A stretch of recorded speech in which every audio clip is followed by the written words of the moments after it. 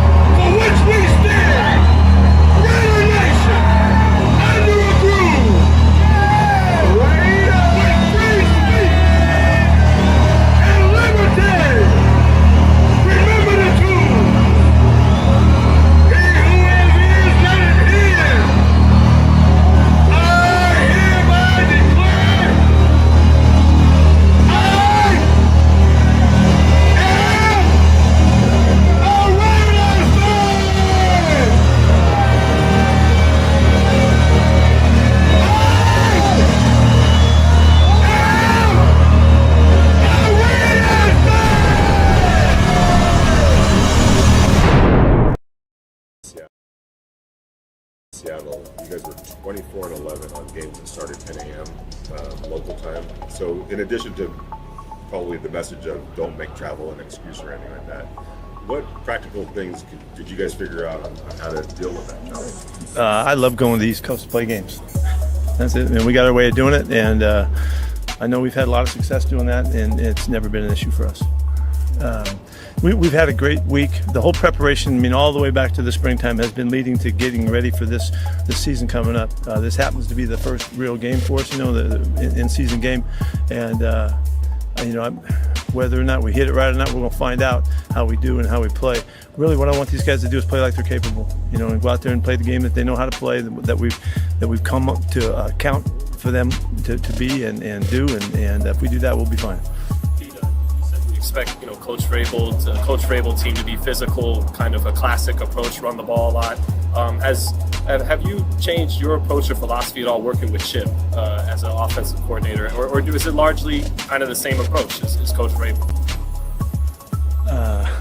No, I don't know that I have the same approach as Coach Vrabel. I'm not sure what it is. I'm just kind of from the outside in, just like you guys are observing. But from our end of it, we always want to balance the game out, and we want to do a really good job to do that. And that takes both sides of the football and the kicking game to work together to make that happen. Chip and I see eye to eye from the start of this conversation that we had about coming here and all of that. And I'm thrilled to be working with him, and I can't wait to see it all come to light. In not just the first game, but it'll take us a month before you see really what we are and who we're becoming.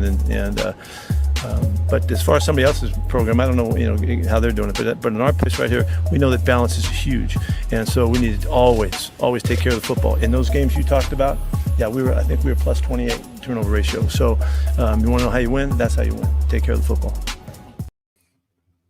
What is up? What is up? What is up, Raider Nation? It's Friday. And it's a Friday before game one, or week one. Here. Game one, week one, same difference. Game one, week one, it's coming, man. The Raiders season is just a few days, man. It's crazy. Raiders are going to travel to the Patriots Sunday And morning. you know what though? Pete Carroll's comment there, if he might have been successful with other teams. He don't know the Raiders' history on the damn East Coast though. I trust in Pete, man. Pete knows. Pete knows, man. He knows what he's doing. All right. Welcome to the Cage Match, the Friday preview episode. If you don't know we were on, is because StreamYard still kind of screwed us up again. It was uploaded and then it didn't upload, but here we are. Anyways, let us take all the mistakes away. StreamYard, Goodell, Triple H, ain't nobody gonna stop us. Triple H, WWE, all those fools. You ain't stopping us. All them fools. I pity the fool. We got to fuck with the Cage Match. Welcome to the Cage Match. This is the show that we talk about the upcoming game, and this one is a game of what would you call it? A lot of former Raiders on their side, a lot of former Patriots on our side. Part owner is a former Patriot. We know who that is. No. Stop saying owner. He's a minority owner. Let's get it right. Minority owner. He has like 18 cents in the Raiders. No, I'm joking. Anyways, Asylum, how you doing? Are you ready for some football? I'm always ready for some football. I'm Yes, always ready. ready. Apparently, Yes, I don't know here which we game is for the lightning strike for, but hey. Speaking of, Asylum, we asked on Wednesday, we were like, hey, who do you want? Not who do you want, but who do you think is going to win in these two games coming up? Of course, last night was the Eagles and the Cowboys. And then tonight on YouTube only, it's probably why no one's here. They're watching the Chiefs take on the Chargers. But you were like, I want a lightning strike. Well, your wish came a little bit too early. I wasn't specific enough. I need to be more specific. Well, like I learned in life is that when you wish out loud, it's like, when do you listen to me and when do you not? So I know what to say the right thing, because if God was listening to you that day on that Wednesday, you should have said, hey, I wish I could win that whatever billion dollars that they had in the Right? lottery. It was 1.4 billion. But there's still a chance. No one won it, so there's still a chance. If you play your numbers right, it could be you. It won't be me. I didn't buy any. And probably 12,000 other people who are going to hit it too. Yeah. But last night's game, well, actually, let's start all over, okay? Yesterday was an interesting day because not only was, the game last night and the weather and everything, but even us, we had an interesting day. We had Cooper retiring, and I want to apologize to all of Raider Nation, because I did say, and Asylum's going to keep, until the season officially starts on this Sunday, he's going to keep reminding me that this is my fault, because I said, you know what, Pete Carroll got this team really, it's just been quiet this offseason. There's no drama, I'm not used to this. And then Raiders released Christian Wilkins due to not doing his rehab. Then he was kissing players. And then it's, Jacoby Myers, Raiders receiver Jacoby Myers, on a breakdown of contract situation, decides to request for a trade. And then it's Raiders receiver who signed 9 days ago, 9 days up to the point where he got retired, or decided to retire, that he decides to retire, says he ain't got it no more. And some of us knew that was coming. Others like, hey, maybe he decided that football is his passion, because for 10 years his face never showed it. So, Asylum, yesterday, and then of course the beginning of the game yesterday, I was, my girlfriend, you jinxed it. She was asking me, who should I play? Who should I start in the game tonight? Because she's doing fantasy football for the first time. And I said, you know what? Let's stay away from Williams, the running back from the Cowboys, because, the Eagles got the better defense. And I just don't trust the Cowboys. They're always, they do opposite of what you want them to do. And that came true, because she had the running back benched, Williams, and he did the opposite of what I thought he was supposed to do, which is not play, because Jalen Carter decided that he was in a spit in Dak Prescott's face. Well, it landed on his jersey, but spit in him before even playing a defensive snap, gets kicked out of the game. Was it before the snap? I missed the beginning part of the game. It was the kickoff. Eagle player was injured during that time when they were getting him off the field. That's when the spit happened. And so yesterday, I'm officially naming, what was yesterday's date? The 4th. Okay, so September 4th is officially, what I do with it? Is officially Spitters and Quitters Day. Baby. Spitters and Quitters. Spitters and Quitters Day, baby. But no, for us, Asylum. Okay, yesterday's football news. What was the first thing that you thought of or came to mind when you heard the news of Cooper just decided he didn't want to play no more? Like, I'm done. It was really who we're going to bring up. You know, we wasted a roster spot on him. You know, in all honesty, it was just. You know, and then to hear, he didn't have it. He doesn't have the drive anymore or whatever. And it's like, did you have the drive to begin with? He never had a face. Like, I love this game. It was like, okay. You know, it's like that little kid you force into little league. He was able to retire at the age 31. I wish I could retire at 31 and not have to worry about working. It's just, he's like that little kid you got to force to play sports, and he's out there like, I don't know, whatever. And he just does it so he doesn't get in trouble or to please his parents. He had that face all his career, and that smile right there looks fake.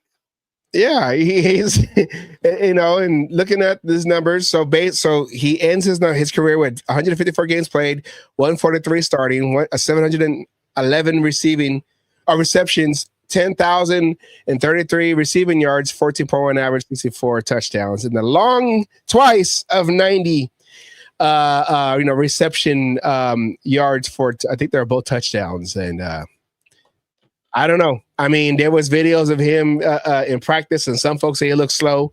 Other folks said, okay, you know, whatever, you know, he just gotta, you know, I think he had like a hamstring or something, right? He had some kind of injury that he was dealing with. And yeah. I don't know. It was a surprise, but at the same time, you're like, well, that seems like something he would do. It's fitting for the Raiders. It is fitting for the Raiders. Once again, Raider Nation, I apologize. I jinxed it. I said, oh, yeah, you know, that's quiet. So, fate played a game of who you're going to cut, who you're going to trade, and who you're going to let retire. And that was Christian Wilkins, Jacoby Myers, who's still on the team, and he's still going to play this week, and Cooper, Amari Cooper, whatever. He got that first check and said, "Am I really only making this much? Okay, I'm going to quit."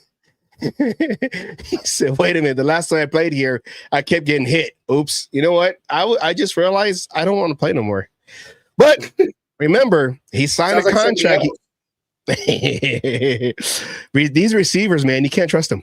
All of them. So did I.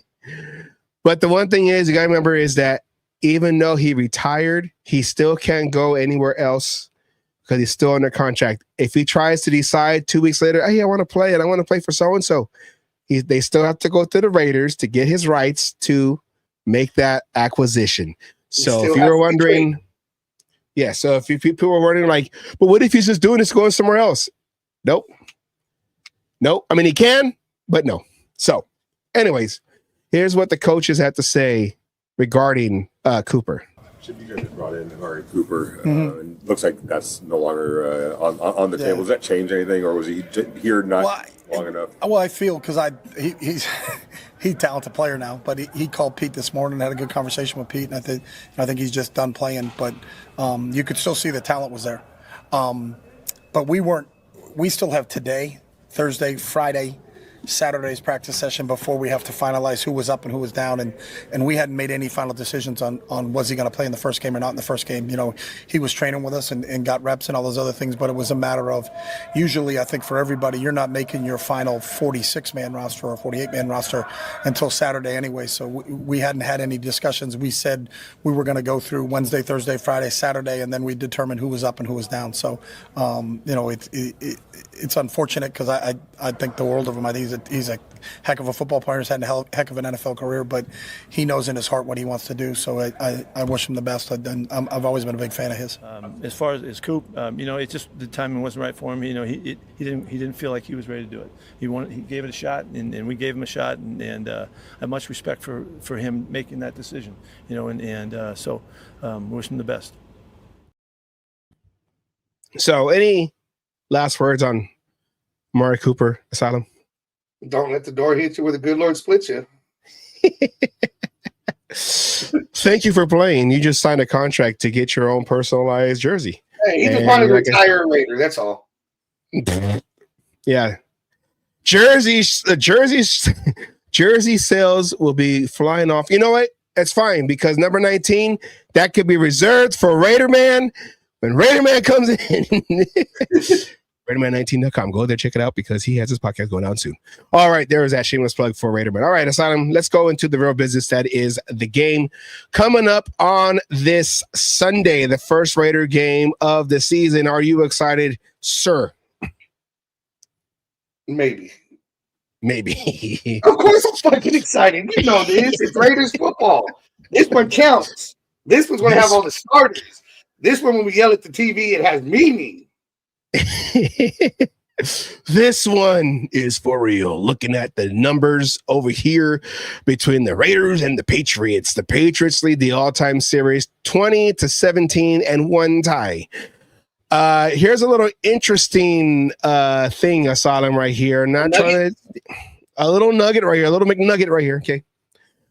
The last time the Raiders, it's the last line right there. The last time the Raiders won in, I want to say Foxborough, but in New England, they were the Los Angeles Raiders in October 9th of 94. That is about 30 years ago. Just about. Just about 30 years ago. Hey, I was still in high school. I was in 5th grade. All right, so looking at that, but you know what? It's a new season, a new philosophy. We have Pete Carroll, and they have a new coaching staff too with Mike Vrabel. Vrabel, you know.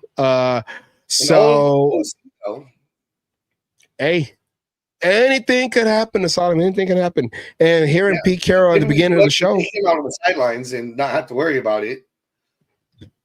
Yeah, he's mean machine, mean machine, mean machine. Sorry.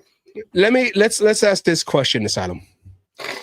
The last few years of below mediocre Raider football, what would you think would be the main reason, like the main thing why we just couldn't get it done in these last few seasons? What do you think was like the main, just like the overall, and we're going to go with coaching, okay? Because good coaches can make less talented players work together and seem like a talented group. So we're going to go with coaching. What, out of all the coaching that we've had, what do you think was like just the main Achilles heel of the coaches that we had in the last couple years, where it was just like, it was a new coach every fucking year. You could blame the coaching. It was a carousel. New system after new system after new system. New offensive coordinator. Nobody had consistency. Continuity. It was never the fucking same. Yeah. I mean, it comes down to that. And we're in it again. Yes, we got a good head coach as far as records go and everything. But it's still, yet again, another new system. As Pete Carroll said it in the damn thing there. He gave you your answer. He said, don't worry too much. It's going to be a month before you see who we really are. Yeah. Okay? I'm going to say, oh, sorry. You go. No, I'm just saying. So it's the coaching consistency. Yeah. I will say, yes, that is true. I'm going to say that with the coaches that we had, the reason why they didn't last is because we didn't have coaches that knew how to game manage. AP was still new to coaching the NFL in general. He, game managing wasn't there for him. Josh McDaniels, who we're going to see in this game, offensive coordinator for the Patriots, he just, what would you say? Would you say game managing too? Like he didn't, everything was slow. Everything was slow. A lot of we're waiting until like the last second of the play clock, and then now we try to stop the ball. We're still trying to line up. So I would say it's just game managing, which equals time managing, which equals penalties, which equals a 4 and whatever season. And I'm hoping that with Pete Carroll now starting his new era, that experience, winning in college, winning with the Seahawks, Super Bowl, 2 appearances, 1 ring, that he's gonna bring that just a manager on the sideline managing the game, someone that can manage both sides of the field and everything. So I think that's the one thing that we were missing, because McDaniels was an offensive guy. He focused on the offense. The defense was separate.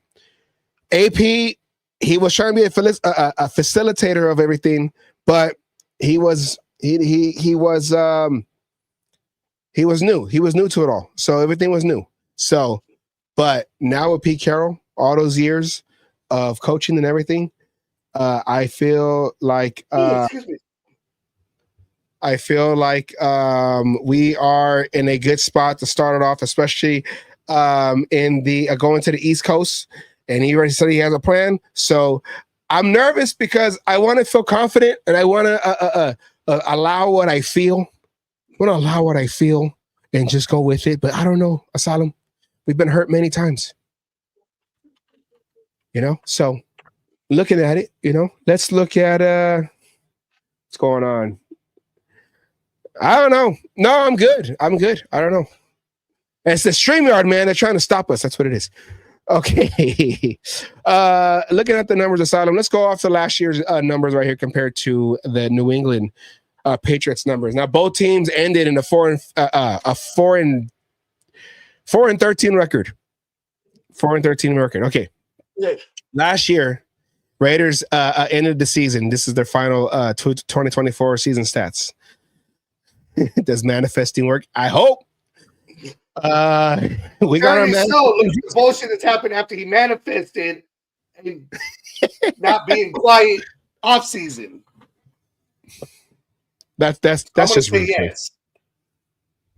That's just rude. No, well, see, I was all like, it's quiet, and then the bridge collapsed. And then you manifested the bad juju. Well, we're gonna take care of that later. Ryder Travis is in the building, and KDO, the man who made the intro music that you hear. Okay, so let's go through the numbers real quick. Offense, the Raiders' offense yards per game, 303.2, 27th. Rushing yards, 79.8, last in the league. Passing yards, 223.4, 13th in the league. I'm not mid, whatever. With 3 quarterbacks, 18.2 points per game, 29th. That's a low right there. What is up, Pig? He's in there saying, hey, yo. Our defense, 333.1. Yards a game, 15th. That's mid. 16.9 rushing yards allowed per game, 13th, above mid. To 16.2, which is 15th mid of passing yards a game given up. And then the Raiders gave it 25.5. See, that's right there. Okay, so I'm looking at that right there. That's why we lost, because we averaged giving up more points than what we scored. All right, we solved the problem. Let's go. Super Bowl of champions. Let's go, Asylum. But New England, there are, new coach and everything, learning the system, all that, whatever. So they're trying to turn around their a franchise. Looking at them, their offense last year ending 292, 31st in the league. That's total yards a game, which was second to last. 115.8 rushing yards per game, which is 13th. 176.2, which is last in the passing department. So they have the last passing offense. We have the last running offense. It's like so many similarities, Asylum. 17 points per game, which was 30th, just under us at 18. Their defense, 342.9 yards a game they gave up, 22nd, 131 rushing yards on the ground, which is 23rd. Passing yards, 211.5, which is 10th.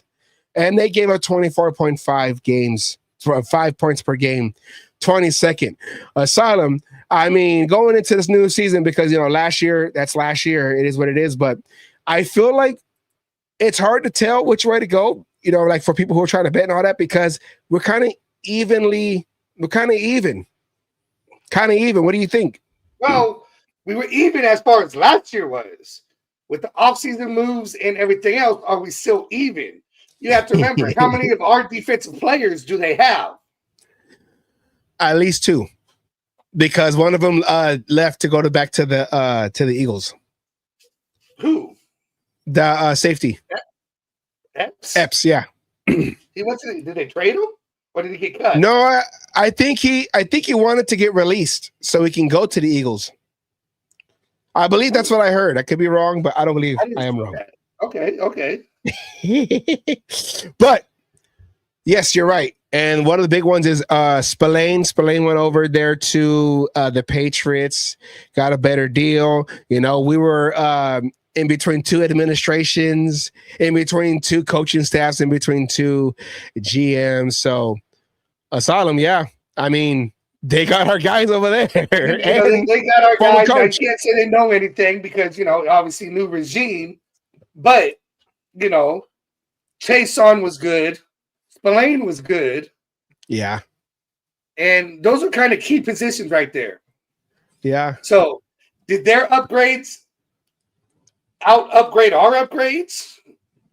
Or, you know what I'm saying? Did we, is it even? Again, like you said, last year was last year. That shit don't matter. Those numbers that you ran through, you just did it for practice because those numbers don't mean shit. Yeah. New head coaches on both sides. Now, if you're going to go off of coaching, we upgraded better, I think. Not taking anything away from Vrabel, but Carroll is more established. Experienced, seasoned. Now, OCs, fuck yeah, we upgraded bigger than them. They got fucking McDaniels, so. You remember that. We remember that. Yeah, we remember the McDaniels experiment. We remember that. So, we what's got up, Chip Chris Kelly, Booker? What is up? We're good. Chip Kelly, yes. And we still have, on our defensive side, speaking of the guys we lost, we didn't lose Patrick Graham. We were able to still retain him. Almost lost him to the Jaguars as their head coach, but they went with Duval, so they decided they were going to go with him. And we got him back. But this new defense, not only is the players new, but even the scheme might be tweaked a little bit because with Pete Carroll's influence, especially when it comes to the DBs and the cornerbacks, those guys back there. There's a bigger story right there. Where Patrick Graham is calling the games from now. Pete Carroll took him out of the booth and put him back on the sideline. Yeah. Yes. So is that going to hinder him, or is that saying there's more of a Pete Carroll hand in shit because Pete Carroll wants to be able to talk to him straight up, not over a headset and all that other shit. It's face to face. So is he doing this so he has more of a hand in there? And are we going to see more of a Pete Carroll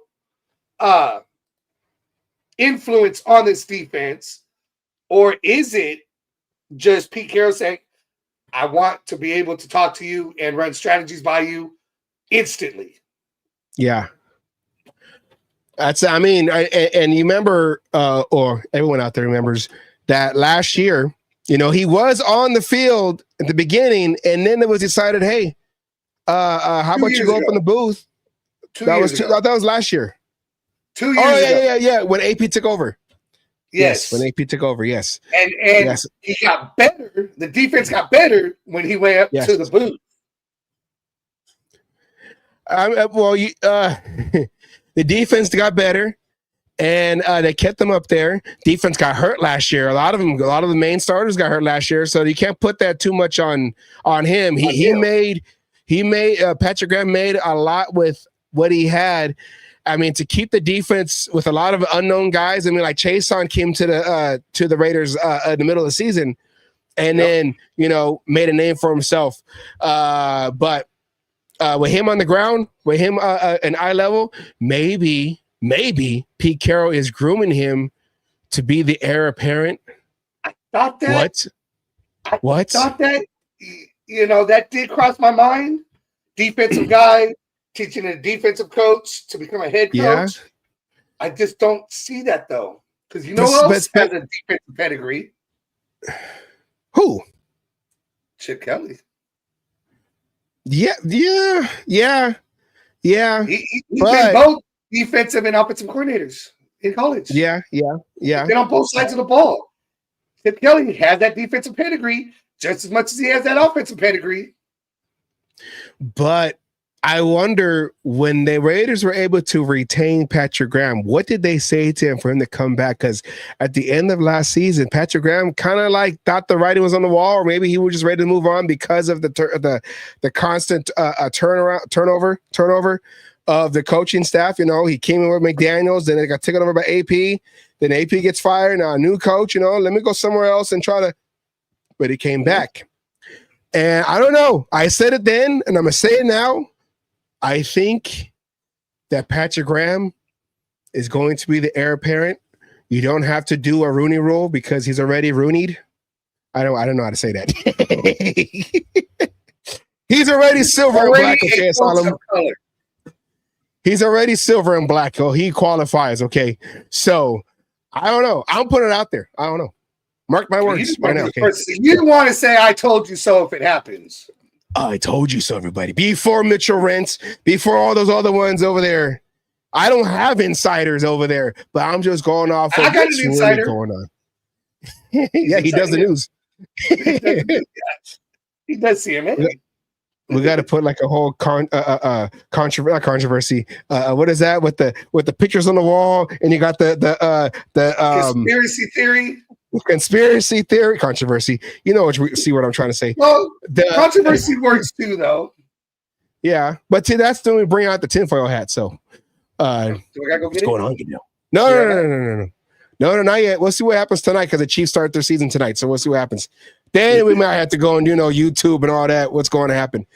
But okay, let's look at on the offensive side. Well, let's finish the defensive side. The Raiders, new linebackers, new DBs besides Palomao. That's going to be going against Josh McDaniels' offense. Not saying that they're high powered, They're a little bit more high powered than I think people are giving them credit for. Drake May has the potential. He's there. This is his second year, correct? I believe. Yes. So he's got his feet under him now.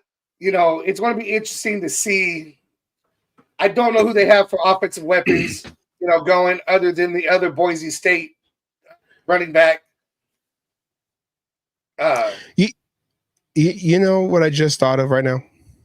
No, but you're going to tell us. If our quarterback was Lamar Jackson, it could have been Drake versus Lamar on the football field. They're not like us. They're not. No, I'm joking.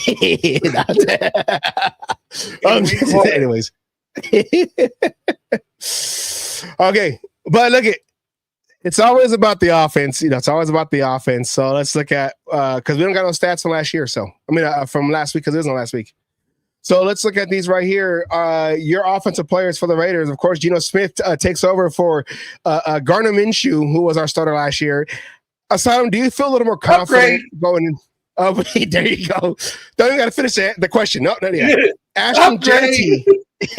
Ashton Jeanty over Madison and Abdul. Upgrade. Okay, now you got to remember, this is a JT and Zamir White backfield. JT and Zamir White, yes. So got to remember that second running back there that's going to be getting a lot of the touches when JT's not on the field. That change of pace back, right? Yes, yeah. I think the backfield there is an upgrade. Yes, especially we have our true ground and pound.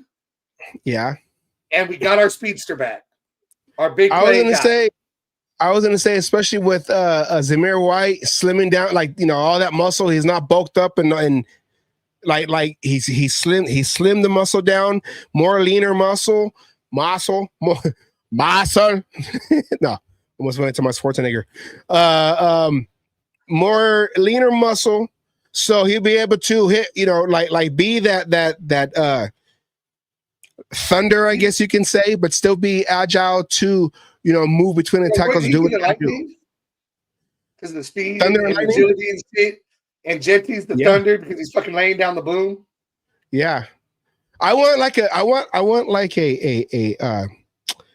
Wheatley and why am I forgetting his name? Come on, number 25, Garner, Charlie Garner.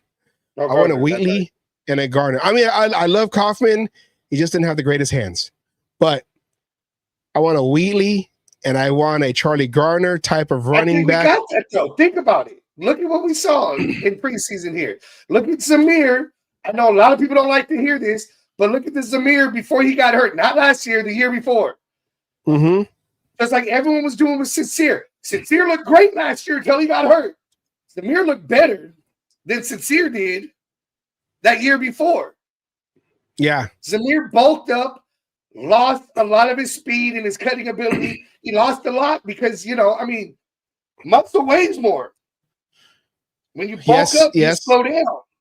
Yes. He's back to the Zamir, being chiseled. He's that fucking granite statue, and he's got his step back. And I think he's like in preseason. He's like he went from The Rock last year to The Rock now. Everyone's like, "What's wrong with you? Why you look all slim and everything?" See, I can tie anything to anything. Okay, don't. I can do it all. I let Brock you have that. Bowers. I almost said it earlier. Brock Bowers comes back to continue his beginning of his career legacy. He's start of a career. Start of a career. I mean, hey, he's a legend in the making. Okay, falls in the line with Dave Casper and he did last year. Yeah. He would be the best tight ends that Raiders ever had. And the Raiders Todd Christensen, Raymond Chester. Yep. I mean, that's a big list to be a part of, and he might have the capabilities of making them all look like average tight ends. Oh my God, man! Raider football's back, man. Yeah. Jacoby Myers. I feel like Jacoby Myers is gonna have a big year this year. They better pay him now because he's gonna his price tag's gonna be it's gonna be high at the end of this season if they don't get this deal done. Because I feel like he's gonna have a breakout year with Chip Kelly knowing how to use his running backs, knowing how to get them open.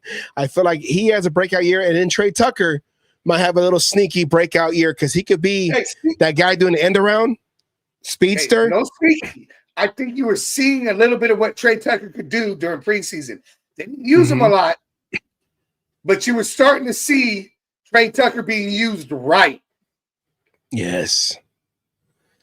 Oh my God, man. It's going crazy. It's going down, brother. And then you got the rookie Dante Thornton Jr., which I can't wait how they're going to use him. He's tall. He's fast. He's like the 8th grader playing football with 5th graders. You can't stop him. Okay. He is an Al Davis dream come true with the height and the speed. Oh my God. Al Davis is coming out of the grave. Just win, baby. I'm going to be over there. Listen here, brother. Listen What's here, the saying, brother. go? Just win. Hey, if Al Davis was a wrestler, who do you think? Would you be more of a? I think you'd be more of a nature boy. No. No. I see why you're going there, but I think it'd be one of two guys. Okay, we'll go with one that's popular that a lot of people know, and going Bret the Hitman Hart. But that's not who my first choice is. That's the second choice. If Al Davis was a wrestler, he'd be Dean Malenko, the man of 1,001 holds. Because he put the NFL, and I mean, the way he got hold of the Raiders, what he did to the NFL, he had them in holds constantly, shit that they never seen coming. He's Dean Malenko. Now, if you're a wrestling fan, you know who the fuck that is. Over here, Angry Wolf. What is up? Diggs gonna crash out on the Patriots. Diggs is still trying to figure out if he's the father or not. Because Cardi B still with fighting with Offset. That's a whole other. That's a whole other. Okay, here's the thing. Okay, here's the thing. I was talking about this with my girlfriend. I said, if you're rich and you're an athlete, and you see Cardi B walking by, okay, and she go, "Oh hey, I like you a lot," you know, and she goes and knowing Cardi B's music, knowing Cardi B's history, knowing that what Cardi B, all that, whatever, you know. Don't try to keep her because you got money too. The cheaper to keep a rule doesn't, because you have money too. Now, if you do something, you know, don't do like a Shannon Sharp where you got to get in trouble and then now, you know, but just let them go. Okay. She's all aftermarket parts. Just remember, you can't turn a hoe into a housewife. But the first two letters of housewife is okay. Anyways, Asylum. Looking at the Patriots over here, Drake May, second-year guy. Then you got the running back Stevenson, Hunter Henry. You know, who I believe he's from the Falcons, right? He a decent career with the Falcons, and it came to the Patriots. Stephon Diggs, who we're talking about. He was with no, Hunter Henry's been. It was either a Charger or he's been a Patriot. I don't remember him with the Falcons. No. Okay, you know, you're right. I'm thinking of Hooper. Hooper came from that fund. Yeah. The backup. The backup, yeah. Hunter. Yeah, it's Austin Hooper, Hunter Henry, Henry, whatever. Stephon Diggs, I think, is probably the one guy that we got to really keep bottled in. I know he's had some injuries here and there, but he's still Stephon Diggs. I mean, he pissed off a lot of quarterbacks to get himself out of situations, but still, Stephon Diggs. So that's the one guy that we probably have to just make sure that we keep him bottled in. You know, what do you think? Okay, I'm gonna go like this. Drake May, we might have to worry about. You know, we got to see what the kids got. We'll see if there's a sophomore slump. You know, shit like that. I'll bring that back up. Oh, sorry. Yeah, thank you. Now, I'm going to say there's one position and one player that we have to worry about. You regardless of what's happened, you have to respect Stephon Diggs. And I've seen Stephon Diggs on the Bills and other teams. He has beaten teams by himself. Yeah. With the quarterback. Yeah. You know, that can get him the ball. He's done it. You got to show him the respect. You cannot think he's lost a step, anything else like that. The minute you do that, he's going to fucking beat you.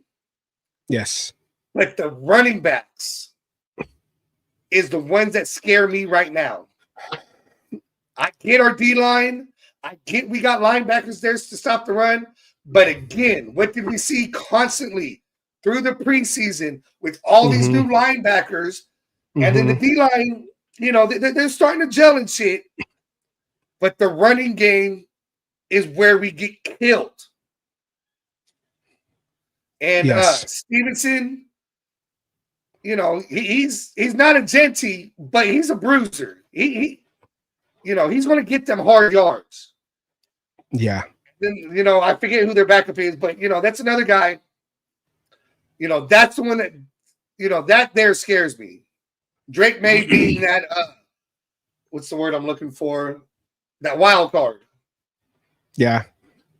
And with Vrabel, too. Vrabel's going to want to run the ball. This is going to be a running game on the ground, ground and pound game.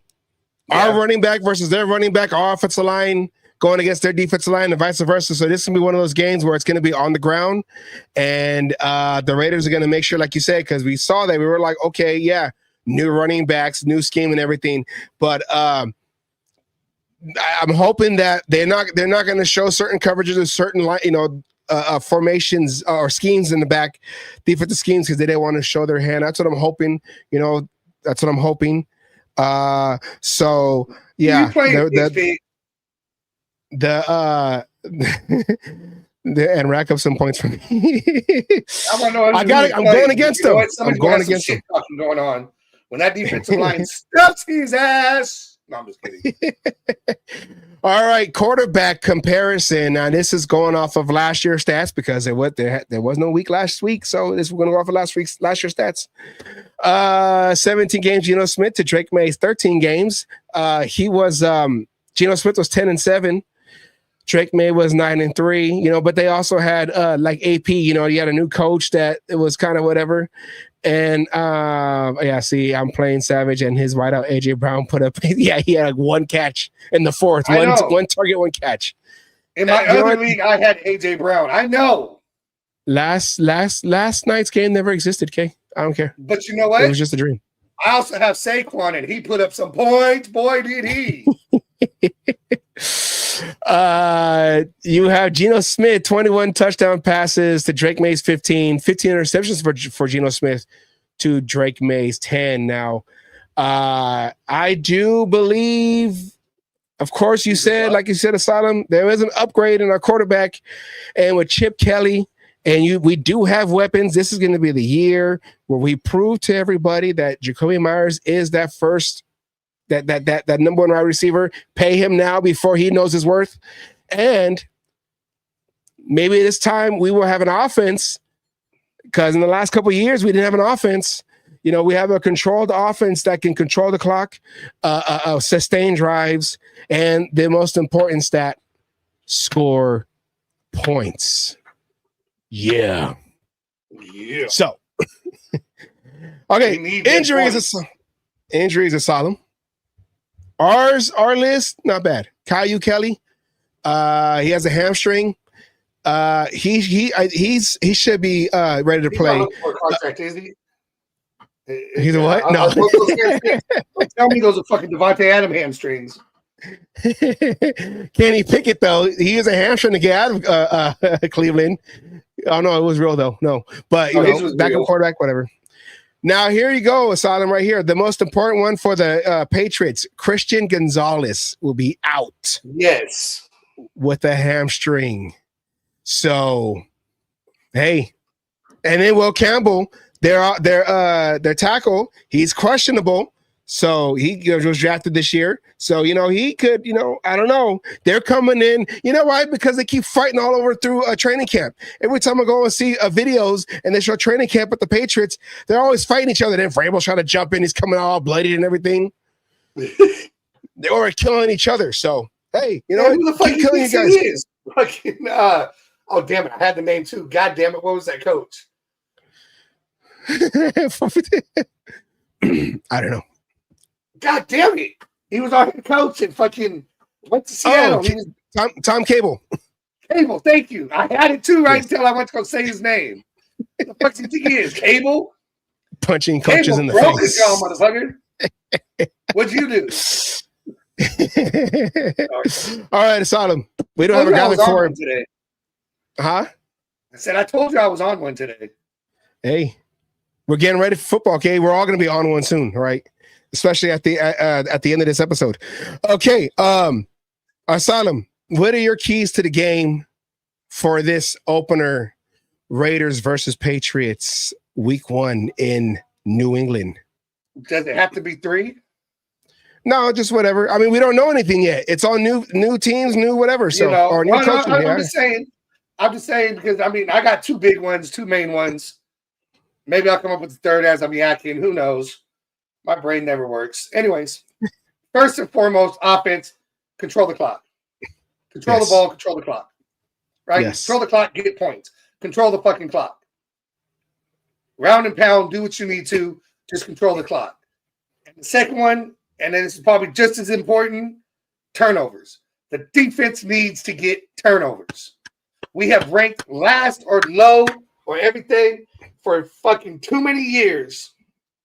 In this category, we need to cause turnovers. Get turnovers, allow us to control the clock, and change that field position and deflate the other team. My turn. Those are the keys I'm going with. My turn. Oh, hey, thank you.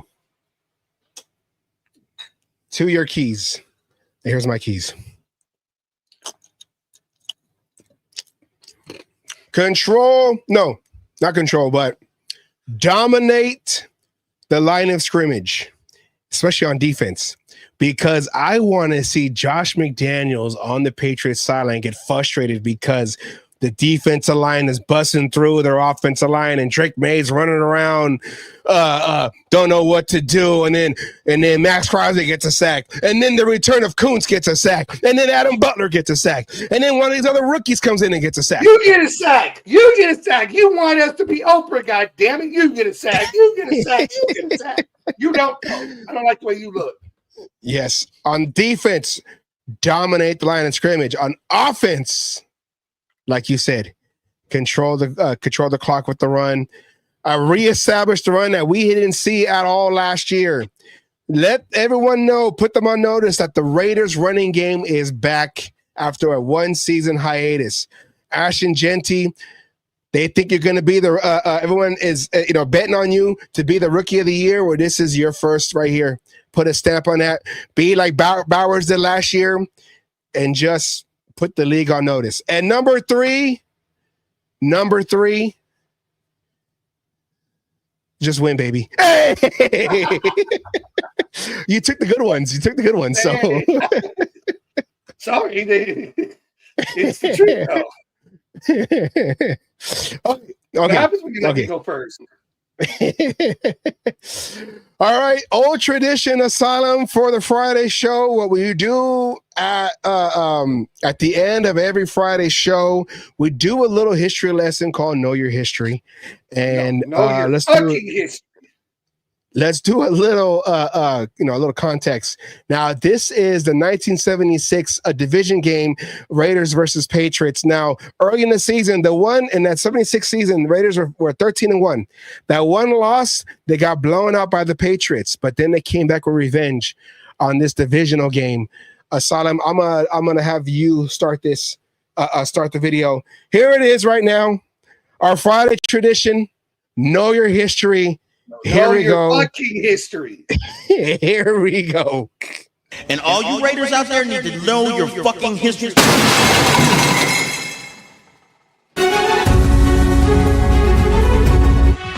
There's no fan like a Raider fan. They love their team and they never forget a loss. Into this milieu come the New England Patriots, who have the unenviable task of beating Oakland for the second time in 1 year. But this is the playoffs, and for the Oakland team to a man, this is the start of a new season. The only games that mean a thing. For New England, it's a first visit to the playoffs since the merger, against the Raiders' record of 6 times in the past 7 years.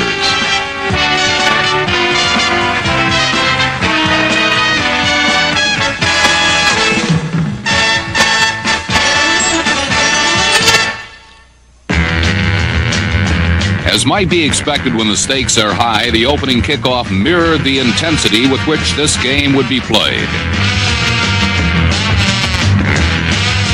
New England received first, and former Raider Jess Phillips, who has found a new life with the Patriots, could manage merely to get the ball to his own 15-yard line. On this, the first offensive series of the game, New England discovered that the yards would come hard, and they went absolutely nowhere.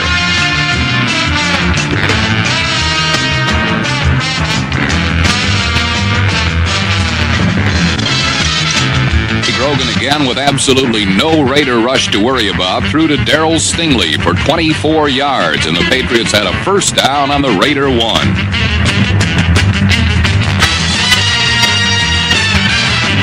On the very next play, Andy Johnson followed Sam Cunningham into the end zone for a touchdown and the first score of the playoffs.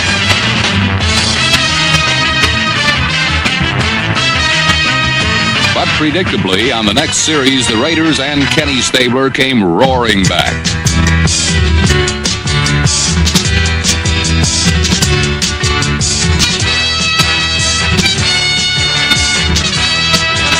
After Fred Biletnikoff took a pass over the middle for 22 yards, Stabler threw to his other wideout, Cliff Branch, for an additional 17.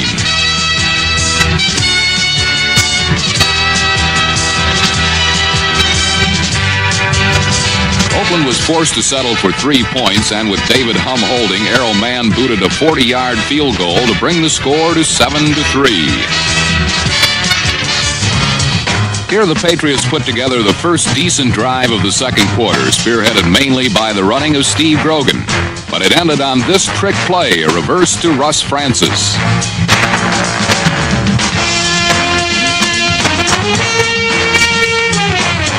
Number 26, Skip Thomas, picked off the underthrown pass, and the New England threat was ended deep in Oakland Raider territory. The interception seemed to give the Raider attack the impetus it needed, for Stabler began hitting again and moved the team downfield on a passing flurry that saw him complete 3 short passes that brought the ball to the New England 31.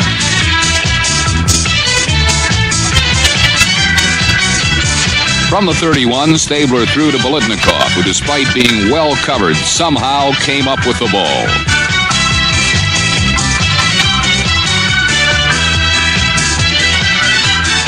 Another look at the superb play by the 12-year veteran receiver shows number 24, cornerback Bob Howard, was guilty of interference, but Bolitnikov pulled it off in spite of it.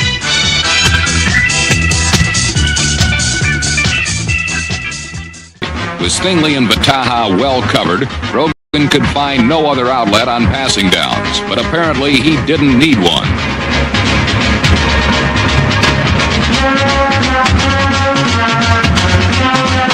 Francis' 26-yard catch and run regained the lead for New England. The 6'6" tight end had delivered New England's 2 biggest plays of the afternoon.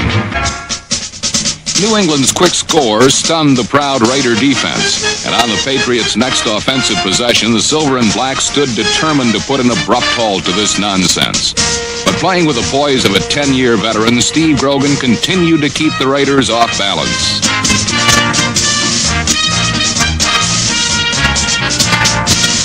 A swing pass to A.J. Johnson spread out the linebackers. Then Grogan went to his ground game, and former Raider Jess Phillips did the damage.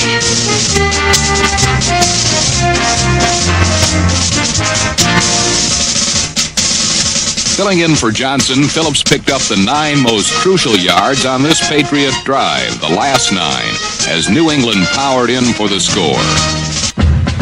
But no man in football is better at spoiling an opponent's fun than Kenny Stabler.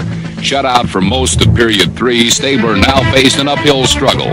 The upstart Patriots were threatening to run away with this playoff game, so the Raiders went back to what they do best.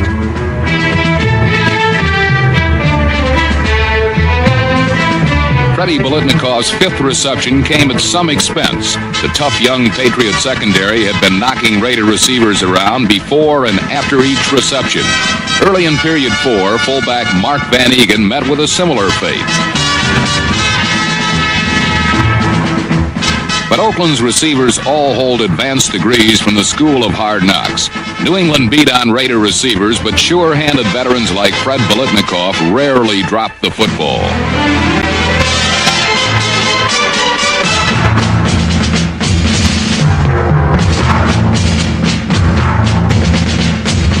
Must situation, Stabler guided the Raiders 70 yards in 11 plays, and Mark Van Eegen added the finishing touch.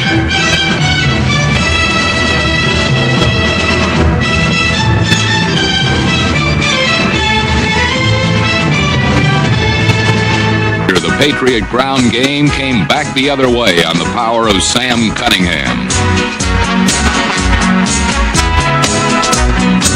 Little did Sam Cunningham realize that his stepping out of bounds where he did would prove to be a pivotal event in this football game.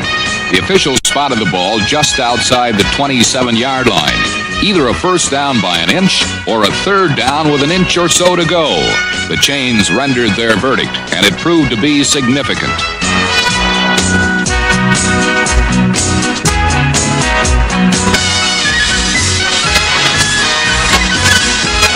John Smith's attempt would fall just short.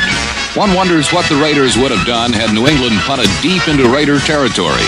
Instead, Oakland took over at their own 32, and the stage was set for another remarkable Oakland finish. Working against the clock, Stabler aimed his darts at the surest dartboard in football, as Freddie Bolitnikov found the soft spots in the Patriot zone.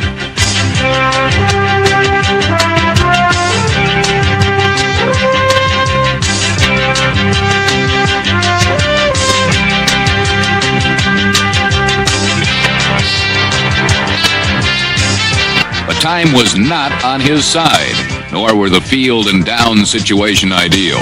On third down, Stabler went for it all, and though his pass would fall incomplete, it would be the biggest incompletion of Oakland's season.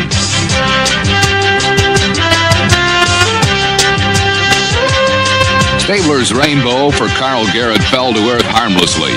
No interference was called on the play.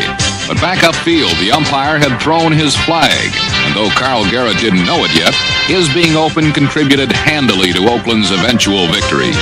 A repeat of the play shows that Patriot nose guard Ray Hamilton, number 71, arrived at Kenny Stabler just as he released the football.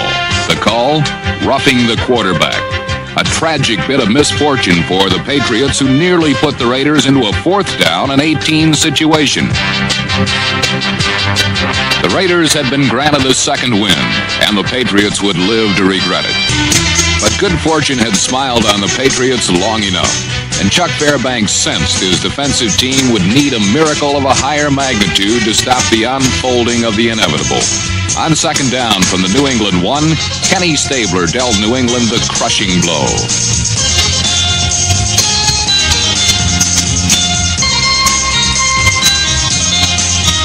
Ken Stabler and the Oakland Raiders specialize in come-from-behind last-second wins. The Snake once again had slithered into the victory column with a superb clutch performance, one of the gutsiest in modern football history. Ayúdame en este momento, para que me des el poder, para conquistar el cuerpo. Te daré mi devoción, para siempre, poderoso.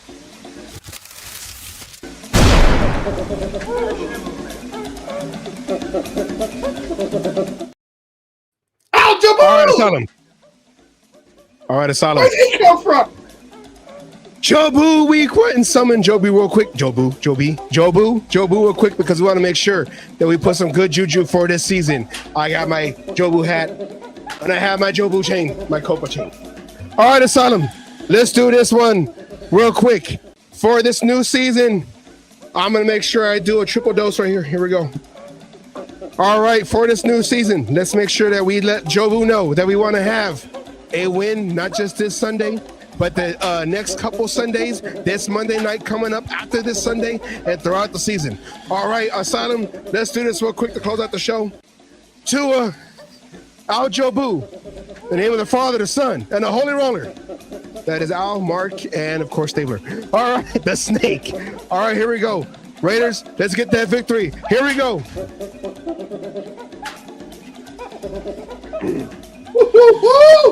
God damn! Oh, yeah. All right, Raider Nation. Let's get that victory. Wondering, I make sure I got the picture for Joe Boo. 124 proof. Oh, yeah, Joe Boo. Yeah. All right. Joe Boo likes that kind of shit. All right. That is our show. Let's get that victory, Raider Nation. Where to God? Get them demons out, man. It's a whole new season. Pete Carroll and everything. You know, I feel good about this season. Let's wash away all what had happened the last month or so. Okay, new season, new era. Pete Carroll, let's go. That is all I gotta say. Everyone's wanting to lead to the boom and lead to the boom 2.0. Didn't know. I want the Soul Patrol back.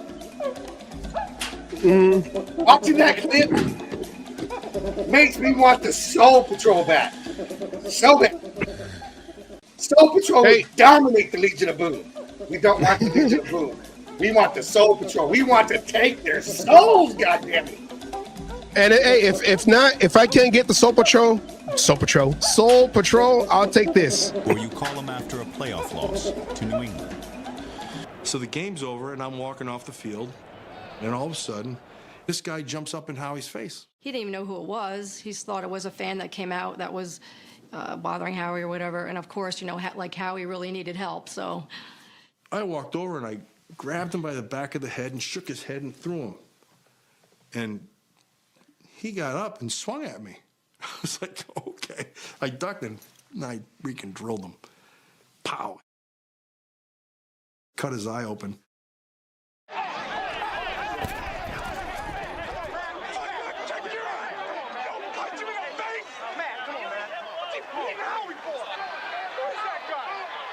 I go into the locker room, and they come up to me and goes, you might want to get an attorney for this. I said, for what? He said, well, it was the general manager for the Patriots. I'm like, oh, no. Right, wrong, indifferent, you got to back your guy, and he always did. All right, Asylum. There you go. I like that too. Crap, better stay up in the booth. Stay up there. You don't want to get hurt. All right, Asylum, any last words or anything that you want to before we start the season this Sunday? I'm a Raiders fan.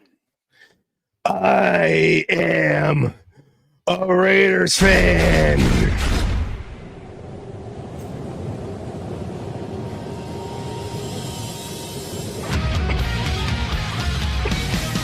All right, everybody, that's our show. Thank you for watching our show.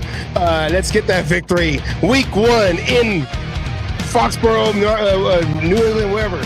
Okay, in Massachusetts. Massachusetts. Let's get this going. Asylum, let's get ready for some football.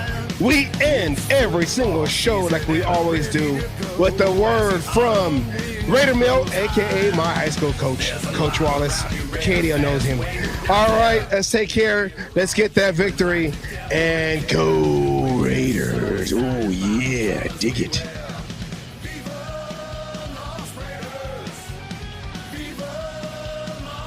All you other NFL teams, your tailgates are weak, your teams are weak. We might be down right now, but it doesn't take away the history. And all you Raiders out there need to know your fucking history of who the fuck you playing for and where the fuck you playing. Damn it. Oh, and by the way, I won my last cage fight.